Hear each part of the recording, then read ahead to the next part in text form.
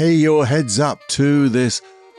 Well, it's a longer podcast. It's all about changing your attitude to imposter syndrome so you have the right attitude. The right attitude to go wherever you want, to learn and ask questions from anybody you want, so you can grow, strive to be the best version of yourself, because it really is possible. It really is. And it's so doable. And it's so simple. Warning. Warning. Warning. Warning. You are entering into the unplugged mind of Paul Clough. Too late. Personal Development Unplugged. Hey, we're back with the longer podcast, and there is a warning. I am going to swear. And there's going to be maybe 2 swear words-ish. And they're at the end. I think they're all going to be at the end. The 2 of them. So don't worry about that. But it's all about changing the attitude on imposter syndrome. And a long time ago, way back in March 2020, #165, I released an episode when I was listening to this lovely lady, so sweet, she is a lovely lady, on how she addressed getting into state. Might want to have a listen to that, because I want to use it and go one step further. But I want to explain all of that near the end. If you're like me, I know I have imposter syndrome. Not everywhere at all. Just occasionally, I'll think, they'll find me out. What am I doing here? I'm not good enough, all that stuff. And I think we all have some kind of imposter syndrome somewhere. And I think we all know what it looks like. You know, we see other people, don't we? And we go, oh, I think they know what they're talking about. They're so far ahead of me. And we listen to them speak. And we go, they're even speaking in a way that I know they're so much better than me, and they're going to find me out. And I get that feeling. I can even smell and taste like being a failure or being caught out. Have you had that? It's a lot of old BS, really, isn't it? It is, but it doesn't feel that way, does it? It really doesn't feel that way at the time. And you see, everyone feels this way, and I think they do. We hear about it from the very famous people in the world who you would think they're up there in front of loads of people. Loads and loads and loads and loads and loads of people. They're on telly. They're on the screen. They're on the stage. And they get it. All the way from them to little old you, little old me. And the thing is, it's in all different contexts, isn't it? All over the bloody place.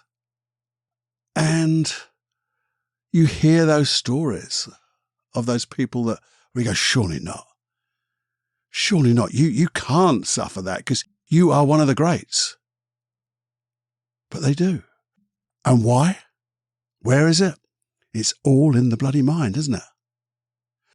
And if you're a little bit of an introvert as well, like me, bloody hell, that comes in bucketfuls sometimes.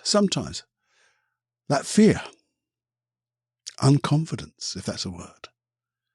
But where is that fear? Where is that unconfidence? Yeah, it's in our minds, isn't it? That's the only place it exists, in our minds. So let's start at the beginning. The very beginning. Good place to start, Cluffy? Yeah, I know. Why would we get imposter syndrome? Or feel like an imposter? Get that fear, the anxiety, the stress, the loss of confidence. Why would we get that, do you think? Let's have a think about that just for a moment. I'm going to pause. Well, not really pause that much. But I just want you to think for a moment. Because you know, as well as I do, that every behavior, has a positive intention. It does. It's your unconscious mind looking to try to do something for you in a positive way. Now, what could that be? Giving you fear, giving you anxiety, a loss of confidence that we're going to call imposter syndrome. Call it anything you like, really, but that's what we're talking about, isn't it? So let's muse about this for a moment, shall we? You see, I think one thing could be to make sure that you know your stuff. You see, if I'm your best friend, your unconscious mind, and I give you fear, anxiety, maybe those pictures in your mind of you just being caught out,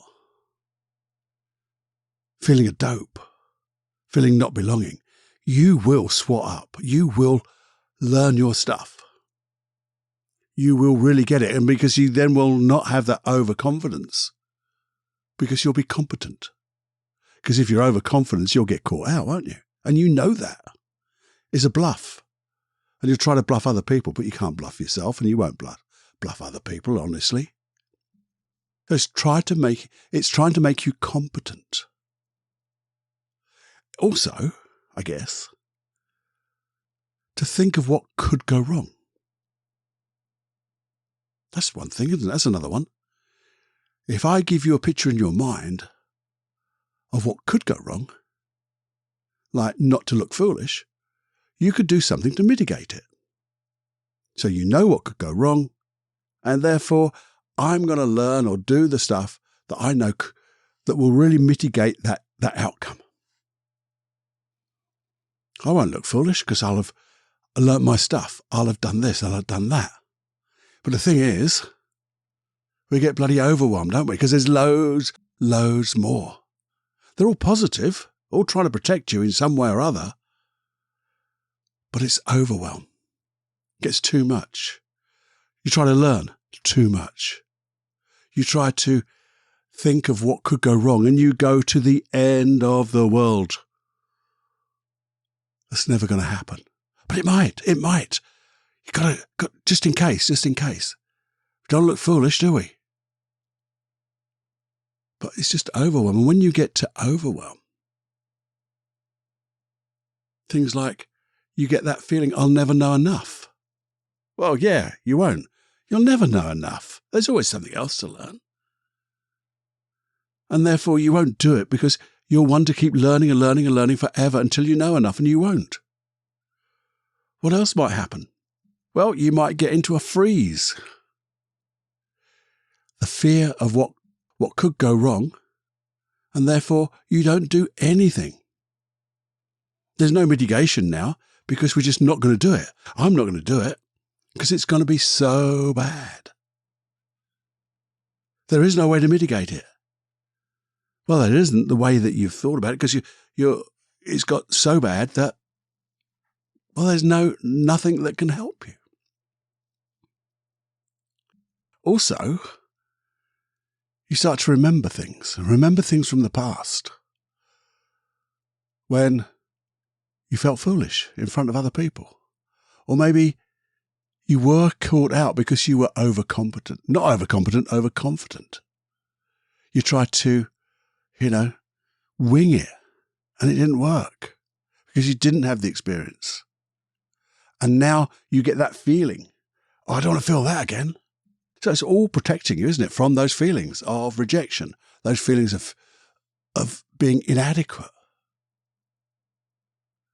So thank you, my best friend. Thank you for trying to do your best. And I know that's a hard thing to say, because it is, isn't it? Because all those feelings you get are negative, aren't they? And it's very difficult to say to somebody, thanks for being so negative for me. But really we should be saying, thank you for trying to do the best for me. Thank you for trying to keep me safe. You're my best friend. And you're doing your best. But the thing is, we can help. We can help our unconscious mind now. Now we know it has a positive intention of trying to help us. And it's going in the wrong direction. all those behaviors, and that's all they are, emotions are behaviors, those visualizations are just behaviors, re-remembering times and feelings, just behaviors. Now, we could say, let's ask a better question. You might just say, well, what do I know? Because if we ask the right question, we're going to solve those questions. So what do I know about this thing? And the thing is, because you're here to learn, what you will find is every other bugger will be there to help you. Because if you're in the right place, the right teacher comes along. And if you go to that particular place where these people who supposedly know more than you, and they probably don't, well, they might know a little bit more about you, but they will remember what you felt like. Or what you feel like because they felt that way too. So what we've got to do is just notice what we do know.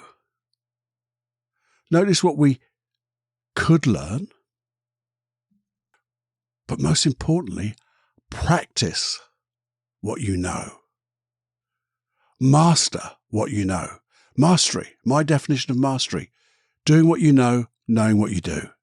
So what do I do? What do I know? Can I do it? Can I do it to the best of my ability? Let's get that bit in the bucket or the pocket or whatever you want to do it. That is my foundation. This is what I know.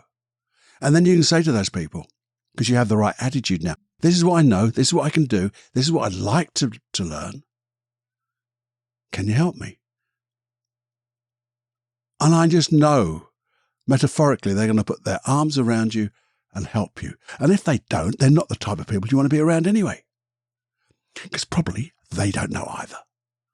The good people, well, they're just good people.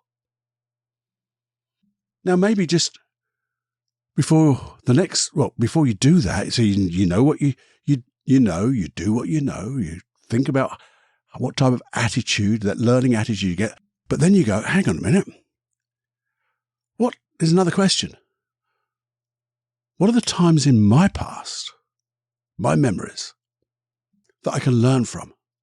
So maybe it's things that went wrong, or I didn't get the result. They weren't failures. The results weren't what I wanted. How can I learn from that? How could I have done it better? How could I have done it differently? And then you think, well, let's just visualize that.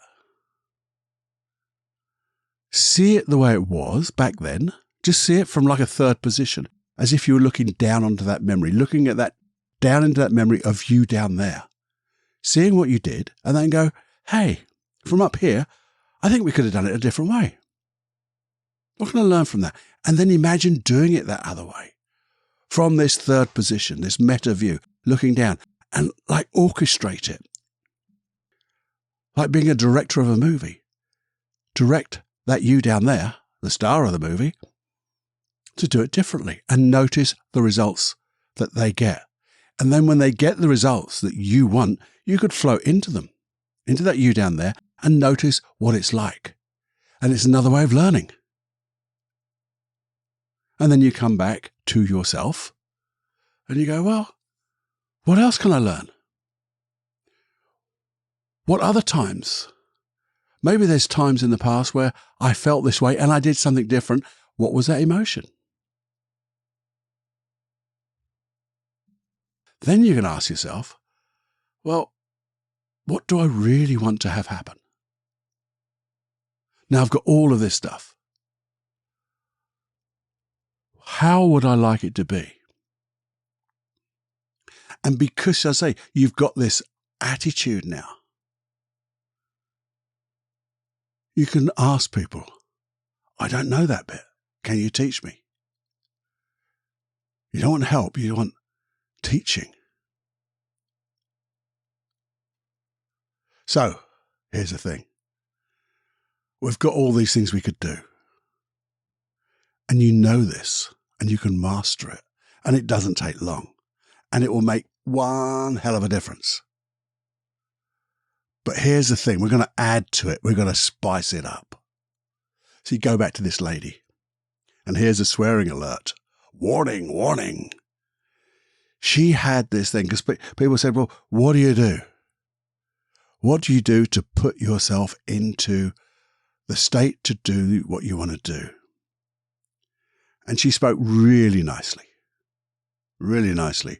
And what she said was, I have this attitude, and it's called motherfuckertude. And when I put that on, I'll do it. I'm in the right state of mind. I can access things, and I'm going to do it. I'm just going to do it. It's like all the other things we've talked about. I get to do this. Good. That's all the elements of motherfuckertude. But I want to adapt it. I want to take one word off, mother, and add another word on. Or two words, actually. So instead of motherfuckertude, I've said this quite a few times, sorry if it's upsetting people, but I'm sure it's good. And change, you have a bit of that, and then you add to it, well, what the fuckitude? Because I care, but I don't care. Because I'm going to do this, and I'm going to do it with the right attitude. I'm going to do it with the right level of competence. I'm coming here to learn. I'm coming here to change the way I am. I want to get better. And that's why you're here with Personal Development Unplugged, isn't it? We're breaking down all these horrible, complicated things into nice, simple things that we can use. And you can use it. Nothing I've said right now over the last few minutes is difficult, complicated. It's all very simple.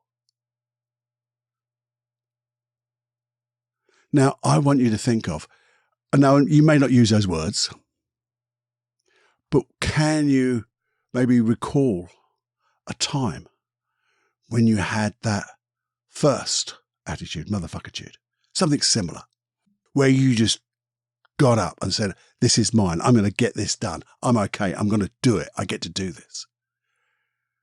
And recall that memory for the moment. If it's okay now, you can do it eyes open. It's good to do it eyes closed because there's less distractions. You can always come back to this. But if you've got a moment and it's safe to do so, obviously not driving and stuff like that, I'm going to slow down now. Just recall that moment, that memory of the past when you had that attitude that you were going to get this done. Doesn't matter. You were just going to get it done. And as you think of that memory, bring it to mind. See yourself over there and then just float into that body, your body in that memory. See what you saw, hear what you heard, and feel that feeling of determination, of competence, of wanting to learn, wanting to get things done, knowing you can and you will. And when you do that, squeeze a finger and a thumb together and give it a word. You can use the word I've used, that lady's word. Say it out loud or say it loudly in your head with your internal voice as you squeeze that finger and thumb together. And let that feelings get more and more. Double that feeling. And as you double that feeling again, squeeze that finger and thumb together again. Because we're setting up an anchor that you can fire when you want this attitude again. And when you've done that, just let those two fingers go. Remember which finger and thumb it was. And then I want you to think of, well, when was there a time that I really didn't care what people thought about me? Because I'm just going to do it. We've all had that too. But just let your unconscious mind come up with that memory where you were going to do stuff. And it was, what the fuckitude? And as you recall that memory, go back there. See what you saw. Hear what you heard. And as you see what you saw and hear what you heard, feel that feeling, double it. Feel it again, spin it faster and faster. And double it so it's so intense. And as you do, the same finger and thumb together, squeeze that. And say one word which really puts these two feelings together. And as you do that, we're stacking the anchor. And when that feeling gets so strong and just begins to subside, undo your fingers.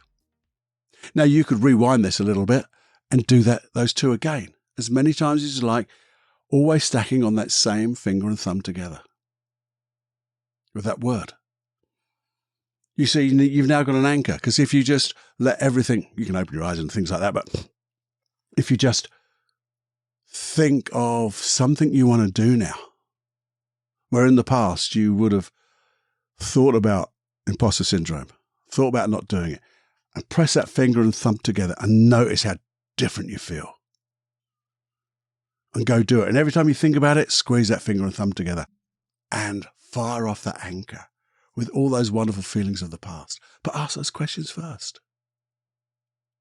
So you're really stacking the deck in your favor. Now, if it's going to help, there is, on my free hypnosis, I know there's a thing about anchoring in there. So you could search that. So how do you get that? It's paulcloughonline.com/podcast. Sign up for it. Look for the hypnosis track on anchoring. But I might even do another one just with these two attitudes. So they become one. Connected. Integrated. And then you can use it to fire off that type of attitude when you know, particularly for imposter syndrome. Now, wouldn't that be great? Let me know. Let me know. You can email me, feedback@personaldevelopmentunplugged.com, if that's something you'd like to have, because I'm one to experiment more in deeper hypnosis. So I think I'm leaning towards doing it anyway, but I'd love your feedback, because I'm getting some great feedback lately.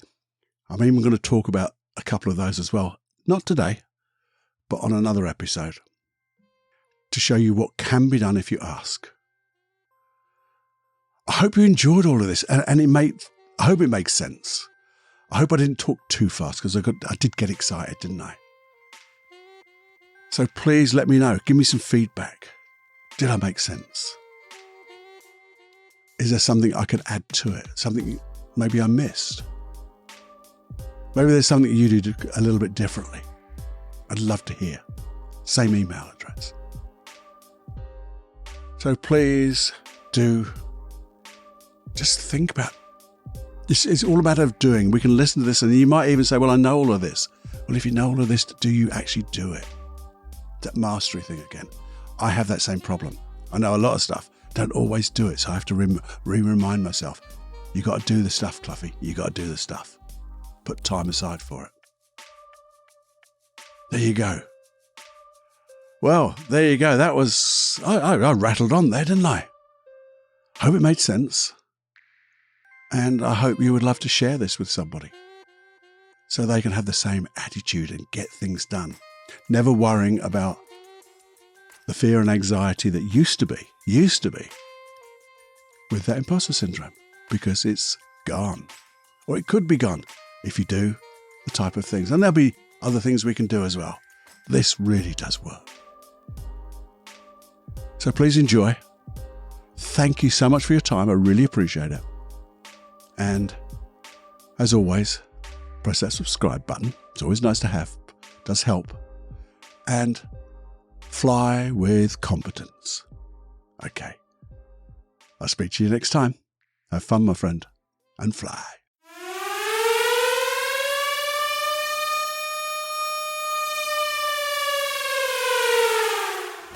Warning, you are now leaving the unplugged mind of Paul Clough. It's time to fly on your own. Be brave, my friend. Personal Development Unplugged.